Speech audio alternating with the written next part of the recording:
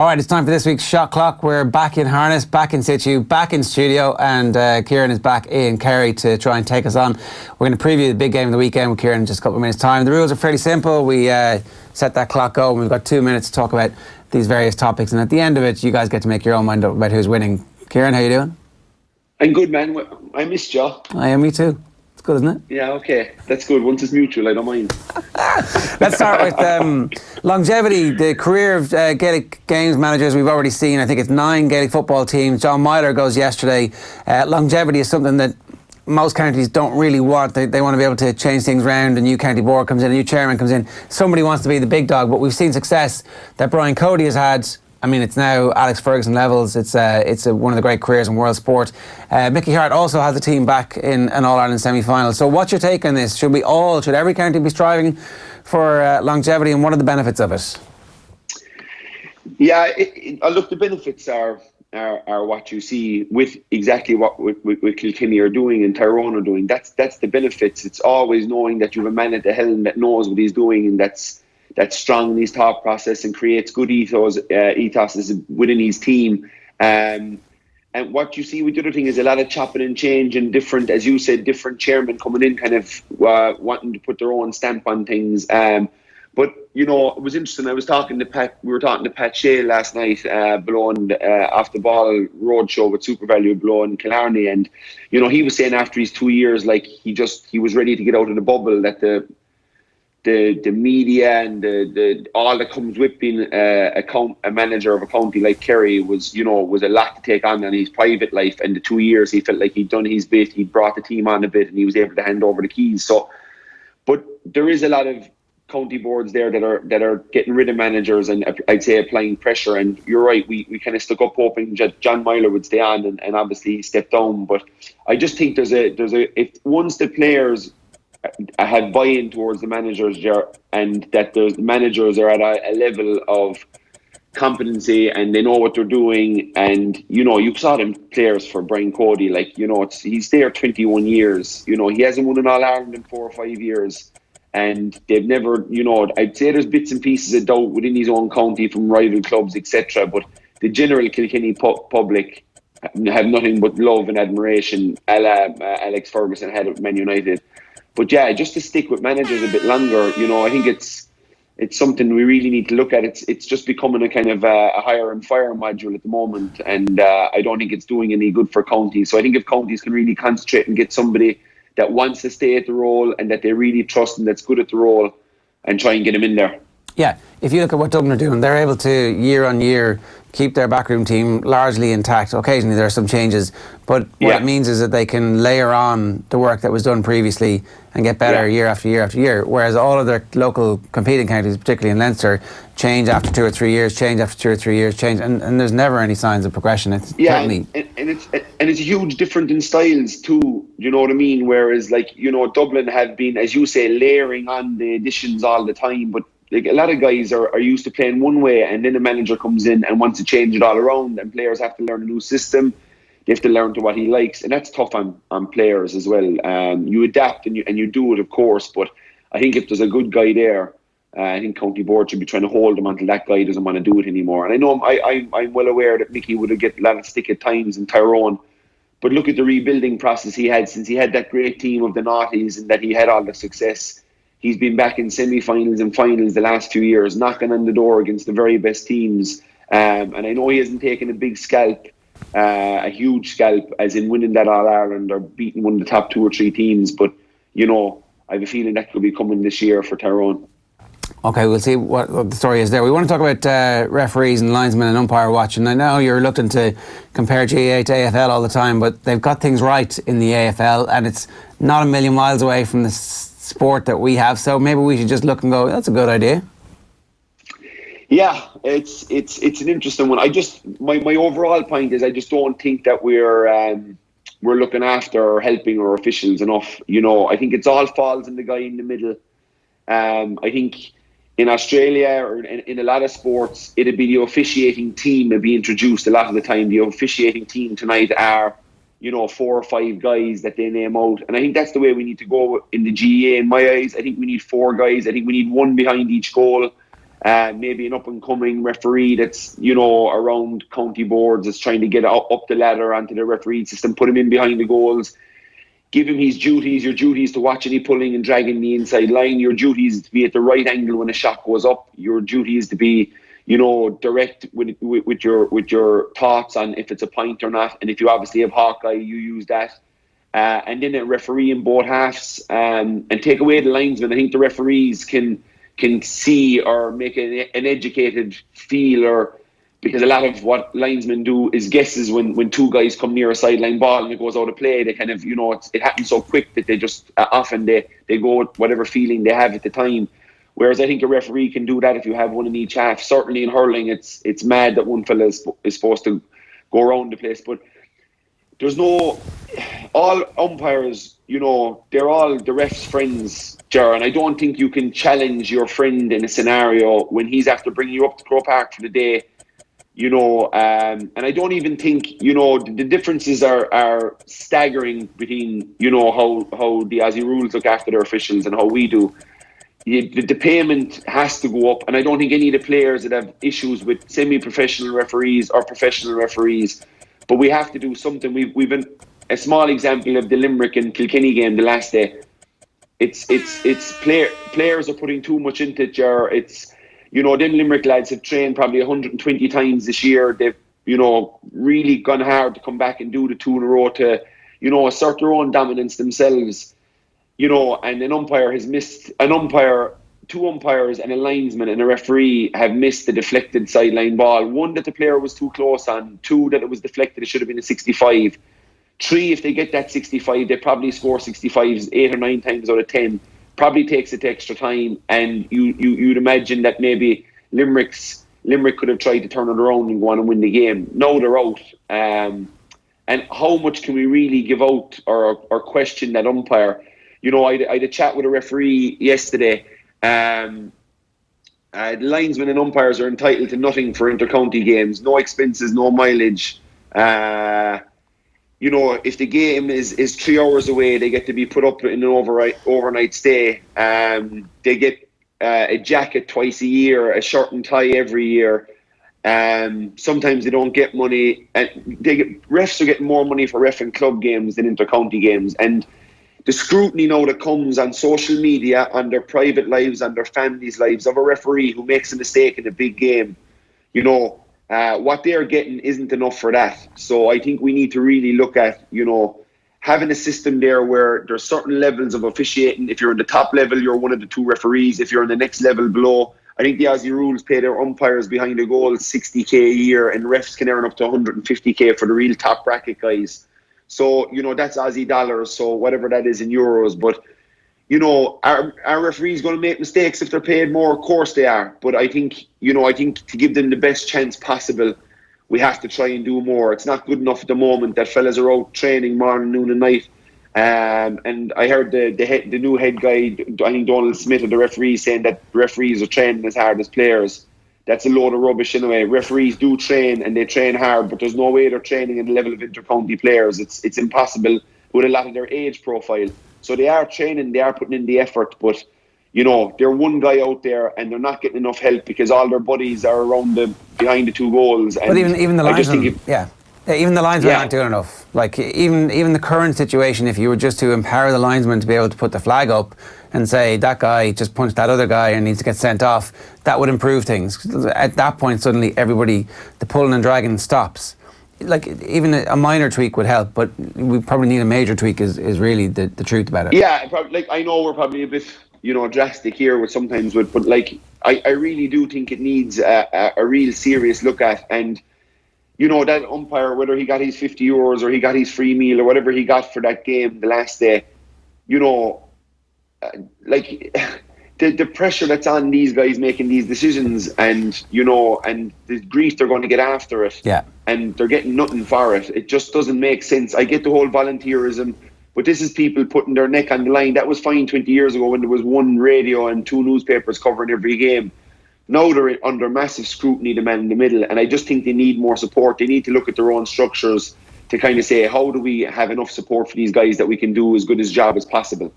Okay, we wanted to move on and talk about one of the big stories coming from Galway this week was Jodie Tennant, her incredible comeback story, a horror fall and a bunch of broken vertebrae, screws, and then an infection, and then eventually a recovery to the point where she's winning in Galway.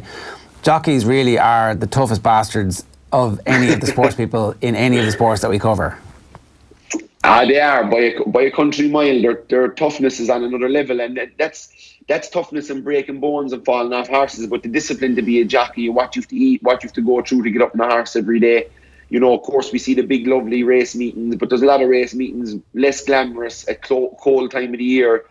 And yeah, for Jodie Tennant, in fairness, I was just reading an article, to have that injury, number one, right, to be under that kind of pressure with your body when you're laid up for that long, screws and plates going down along her spinal, so the injury was so close to her spinal cord. You really would think, it's fine for me to break a collarbone or something and kind of look forward to getting back out on the football pitch, but these are life-threatening, and you are playing a game of life and death every time you get up on one of these horses. But, to have the courage to have that happen, you'll be out for 9 months, have the infections. When she got back on the horse for the first time, she was riding out for the first time. She was getting savage pain down her left leg. She was in tears. She had to go away from it again. And then to win above in Galway, on Monday was unbelievable for her, because, it's a redemption thing for her, but it's the bravery of them. They get credit for it, but again, I don't think enough credit for how brave they are. I remember meeting Ruby above in Santry one time, and I was talking to him about, I've been here a few times, and he is like, yeah, I've been here a few times, and just going through one or two of his injuries, and what he was there with at the time was an injury in his hand. He broke one of his bones in his hand, and he again screws and stuff put in. But it only happened 2 weeks previously. He was on about trying to race the following week. An injury that'll probably keep you out of a football team for about 8 weeks. He's up there trying to hold this big racehorse with this damaged hand. But they're just incredibly tough athletes, and Jodie has to get huge amount of credit for what she was able to do, and to come back and have that win. It was a great story this week, and I just wanted to give it an honourable mention. Yeah, no, a phenomenal story, a phenomenal comeback as well, and hopefully we get her on Friday night racing sooner rather than later. Irish basketball, you wanted to talk about this because it just needs a bit more respect, and it's time that we all started paying a bit more attention. Yeah, no, off the ball have been really good this year, and built up the Super League well, and big games, and the Irish Examiner are very good. The Evening Echo always cover the basketball, the Star cover the basketball. But I think it just needs something. It just needs, Owen Quigley, who works here in PST Sport as a procurement manager. He was on the Irish national men's team. He's part of the Warriors team, got selected for the Irish team, and was captain last Sunday in a massive win against Luxembourg in an international friendly. Great win for the Irish team. They beat Luxembourg on Saturday and Sunday, and I think the squad of 19 players, everybody played in the 2 games. But walked into work here Monday morning, walked straight down, and nobody said anything to him. And I was just thinking, this man just after captaining his country in Ireland's largest indoor sport, and nobody knows anything about it. The score wasn't even read out. I know the Irish men's team have a sponsor. The Irish women's national team don't have a sponsor. For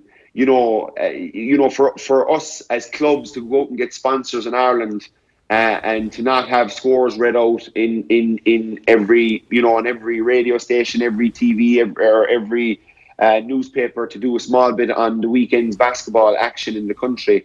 I do just think it's time for, the level of basketball being played, the amount of kids we have going to America to college. We've Aidan Harris, who's going to be out in Louisville next year, who's going to be the talk of American basketball. He's an Irish kid from Clondalkin, going out there playing. I just think we need to kind of cop on and try and promote the game more, and help the game in Ireland. It's the largest indoor sport in Ireland. It's got a huge reach. But this sport 20 years ago, 30 years ago, was on Sports Stadium ahead of football National League games. The basketball games were seen as a bigger deal when the Americans came over first. And once that kind of faded off, and once people got used to that, it was really put in the back burner. And I know Mary Maguire of Basketball Ireland does an unbelievable job internally on her social media page. I think she's got best social media kind of promotion of their own sport. I think Basketball Ireland have won the last 2 years, so they're doing a terrific job. They stream the games for people. But I just think, I think we need to do a bit more in promoting the game in Ireland, because it's if you're not playing outdoor sports, it's the one sport you can play that's competitive, that's of a high level, that you can go on and do bigger things with, you can go on and play professionally with, and it's a great sport in Ireland and always has been. And I think it just needs a tiny bit more respect. And the NBA gets huge coverage all the time now, and I think we could start talking about our own basketball players, especially national teams, etc. All right, fair enough, and I think we can all do our bit here as well. I want to talk about the Mayo Donegal game this weekend. We've already previewed the Tyrone-Dublin game, and it does feel like it's a bit of shadow boxing in that one. There's nothing shadow boxing about the Mayo Donegal game at the weekend. It's in Mayo. All the stats suggest that home advantage doesn't really matter that much from a Mayo perspective when it comes to the standard 3 or 4 points that you would automatically give a home team in a big championship match. This is as close to a 50-50 game as we're going to get at this stage of the season. What's your instinct telling you about who's going through? My instinct's telling me Mayo are going through. I know they haven't a great record in Mayo, but this is a knockout game, Ger. I think all them games that they would have lost to Galway and Roscommon or whoever down the years, at the end of this, that was a Mayo team that was constantly getting to All-Ireland finals. I've been in that position with Kerry, and you go down, you lose amongst the final to Cork, and it's kind of like, it can be the kick up the arse you need, and you kind of go, okay, we need to do this, and this, and we'll come back and try and win an All-Ireland. So I think Mayo are very much of that kind of mentality when they're going through Connacht. They won 4 or 5 in a row. They didn't get much credit for it. It was all about the All-Irelands. And I don't think they put much stock into Connacht recently. I think it was all about trying to make a run of an All-Ireland. So I think this is a knockout game. I think the atmosphere is going to be electric. I think Mayo will get a 4 or 5 point buzz off their crowd. If Paddy McBrearty's out, he's a huge loss, along with Owen Vaughan, obviously. And there'll be another 1 or 2 worries they'll have there. I think Mayo have a few guys coming back. I think they'll have the 2-week layoff. I think they'll be re-energised. And I think they'll know they're 3 games away from an All-Ireland, and that group have to be starved out of their mind to win that medal. So I just expect Mayo to kind of just show that they're probably a bit ahead of Donegal with experience at the moment. This Donegal team are young and they're brilliant. And don't get me wrong, it wouldn't surprise me if Donegal went down there and won by a point or 2. But I just think it's Mayo on Saturday evening, because of just that level of need to get back to that try and get back to that promised land, have another crack at winning in All-Ireland. Does the whole Rochford thing, is that just a sideshow? Does it matter? Yeah, no, it's a sideshow. It doesn't really matter. He will have in-depth knowledge of the players at Mayo's disposal, Ger. So he will have his backs. He will tell them the traits of the Mayo forwards, and he will tell them obviously what they like to do at certain times, and that could help Donegal. But I think this Mayo team are all about gusto and driving forward and emotion, and they've got a good few leaders that could be coming back in for this game on Sunday, and I just expect them to kick on in the home crowd to play its role, because this is it's war really on Saturday between Donegal and Mayo. It's whoever loses is out. So it's got a real old school championship feel to it. It's going to be in a great venue that'll fit 27,000 people. We're going to have house packed to the rafters. It wouldn't surprise me if some fellas had it sitting out in the stand, top of the McHale Park stand, like we used to do long ago before health and safety came an issue, and there was people sitting on top of the Hogan stand before games. So I would say every vantage point will be gained in Castlebar on Sunday, and it's a game that I can't wait for. And I think the other game in the group, to be honest, is going to be a belter as well between Kerry and Meath. So there's great football on over the weekend, and I think people are looking forward to it. We had great hurling last week. We have great football on this week. We'll have great football on the week after. It's been a great summer for the GA on the pitch, sporting-wise, with some massive games. Let's go through the predictions then. So Kerry are 7-point favourites against Meath in Meath. Will they cover that? I don't think so. I don't think they'll cover 7, Ger. Meath are in a lovely position coming into this game. They've absolutely can cut loose at Kerry the next day. They can play with abandon. There hasn't been a game this big in Park Talton in an awful long time. They've played a lot of their big Leinster Championship games in Croke Park. This is going to be, primal. It's going to be, Meath people are very proud footballing people. They've got an unbelievable tradition, and I think they're really going to go at Kerry the next day, and I think it's exactly what Kerry need. And that edge that we saw from David Moore and Adrian Spillane in the middle of the field ahead of the Mayo game, which set the tone for Kerry that day. Kerry need that in absolute spades all over the pitch at the start of this game on Saturday evening at 6:00. They're going to be having to play with a real edge, give this Meath team real respect, and go for the juggler and go and try and beat them. But they won't get it easy above there in that kind of an environment. There'll be a massive Meath crowd on show. It's the first big game. They have to show this Meath team the respect it deserves for getting here, how they played in the Leinster final, in the first half of that Leinster final, how they played in the first kind of 55 minutes of both of these games. They're a young team. They're in Division 1 next year. They can finish off their season on a real high, Jar, by beating Kerry on Sunday. So they're going to be really going for that. Mickey Newman's a loss if he's out, which probably takes away the chance of them winning, I think, if he's out. But, Kerry to win by maybe 4, 5, maybe stretching it. Unless they hit one of these games where they get a few goals early and Meath just die off, Yeah, okay, fair enough. I would agree with that. I don't think this. I think 7 points very, very generous. Mayo against Donegal. So this Donegal were +2. They're now +1. You think Mayo are going to win. So is it going to be a tight game? Is it going to be a single point? Yeah, I think these games, there's so much riding on them that it always boils down to probably being close enough with 7 or 8 minutes to go, Jar, and just the team that has been in this position a lot over the last number of years is this Mayo team, and with the surge of the home crowd and what that can do for you. I just see Mayo getting over the line by maybe a point or two in an absolute titanic game, and they'll have real momentum out of it, and they'll be getting more bodies back going into the semi-final next week, and no one will want to see them coming. So it's a huge opportunity for this Mayo team to have another crack at glory. Okay, Cork are 2-point favourites at home against Roscommon. I think that's a great bet.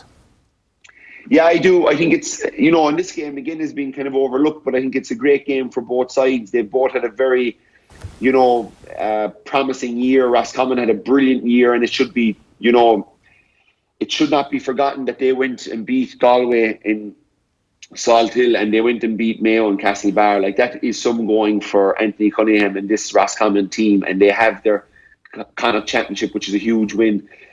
Cork really gave Kerry a kind of a rattle in the Munster final and kind of took everybody by surprise, but they've really built in it, and they looked so comfortable against Tyrone in the first half, the way they played, the controlled manner that they broke down the blanket in, and Matty Donnelly came out in the second half and changed all that around. But I think Cork will win this by more than the 2 points. I think they will cover that. I think they're in a good place, and a win for either of these teams, especially Cork in Park Urin, again, a perfect venue for this game, Ger. So we're going to see a great atmosphere. The Cork GA footballing public will go out and support this Cork team because of the effort they gave against Dublin, because of the effort they gave against Tyrone, and they'll have seen the under-20s beat Kerry in a Munster final last week. There'll be a big Cork crowd down here on Saturday night for this Cork football team, and they'll be looking to give them as much support as they need to get over the line and finish off the year in a high. Go next year, really attack. Obviously, their main goal next year is get the hell out of Division 3. That's their own fault. They're way too good to be in that. I don't know how they're down there. So they're going to have to get out of that and have another tilt at Munster again next year. But this is a big game for Cork as well. Dublin are only +4 travelling to Omagh to take on Tyrone. It looks like Tyrone are going to rest a huge chunk of their key players. What's going to happen in this one? I don't know. It's a hard one to call, Ger, because we don't know what teams are out. If we'll get 2 teams that'll be bogus anyway from both managers. So it'll be like if I was Tyrone, and I've said this and I said it last night, I'd be going for the juggler. I'd be going to try and and really put into my players' minds that we've beaten Dublin in the league, a good Dublin team that was not full strength but close enough to it. We beat them in Croke Park. On a fast pitch. We've beaten them in Healy Park. If they could win on Sunday, And it'd just mean if they came across them again that there'd be an inner confidence in Tyrone that we've done this twice. I know it'll be hard to do it 3 times against this Dublin team. Yeah. Probably the odds in that are probably really high. I get that, but I don't know how you'd set your team up as a manager to not try and win. Maybe you start at, every fella who hasn't played and you just throw a team out there, and that's how you kind of get away with that side. But I don't know how you talk to your team before a game against the All-Ireland champions in your own patch in front of 18,000 or 12 or 15,000 of your own passionate people. How are you not going to go out there with full of brimstone and tear into them and really leave a mark on this Dublin team and really test them outside of their comfort zone in Croke Park and see where they are? I don't know why you turned down that opportunity. Maybe because you say you can't beat them 3 times in a row. Yeah. But I think the belief you have in your own team would be huge going into that game if they were to play them again in an All-Ireland final. All right, Kieran, enjoy the weekend. Thanks a million, man. Stuff, Jar. Thanks, bud. Good to have you back. Yeah, you too.